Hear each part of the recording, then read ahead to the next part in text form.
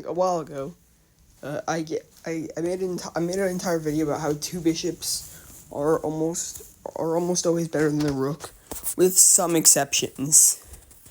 In this game, I'm gonna show you one of the exceptions. The opening was a French defense. I played an aggressive line, and he took. For some reason, throughout the game, I developed this theory that this guy gave his little brother the account. You'll see why as the game progresses. He pinned my knight. I developed my other knight. I kicked away his bishop, attacked it, realized I made a mistake and dropped back. Castle, we both castle. And here, he does not win a pawn with this combination. And then force a trade of queens. Instead that he played b5. And here, this combination is still possible, but he didn't play it. I move my knight, and here I start to realize how bad my position actually is.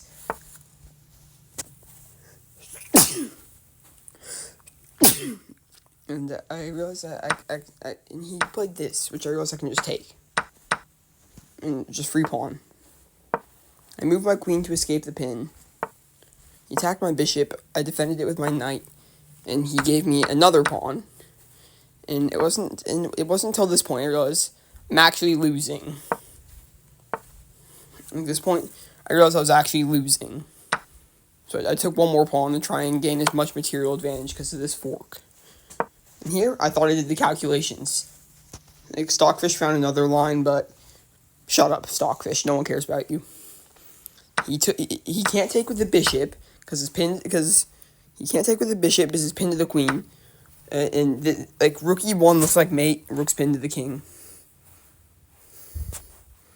Important note: he can't take this because after this things get dangerous. This game's over. That didn't even happen in the game. He took with his rook. I put my bishop here thinking I was a genius. Stockfish, shut up. Apparently, I had to play something like this, I guess. Or, what did I have to do, Stockfish? Well, no one can ever impress you, Stockfish. Shut up.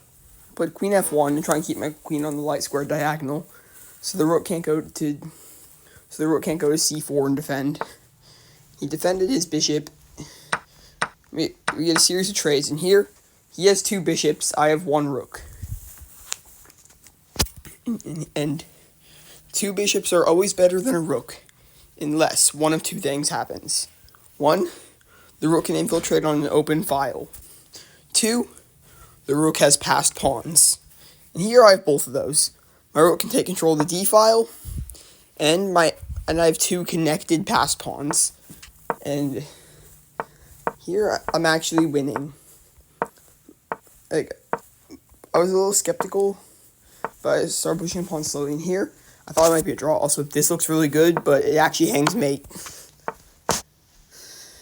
So I tried to force a queen trade because if he took, then let's say this. No, this. After this, I'm. Next move, I'm promoting to a queen, forcing him to lose this, and this game's over. So I played queen to c7.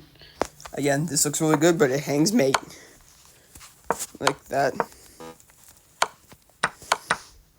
So I played h3 to prevent any ideas like that.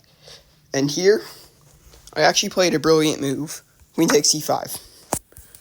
And what happened in the game was he took my rook, and then, after king h2, he slowly realized, What do I do how do I stop the pawn? Well, you actually can't.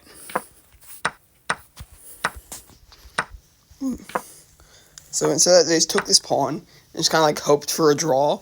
Hoped their king was safe enough that it found a fortress. I promoted my pawn. He played that to try and give his king some escape squares. I played this. And here, he played king h6, completely blundering his queen. And he resigned. The purpose of this is, I just point out that while two bishops are generally better than a rook, there are exceptions. There's always an exception to a rule in chess. Not always. Most of the time, there's an exception to a rule in chess.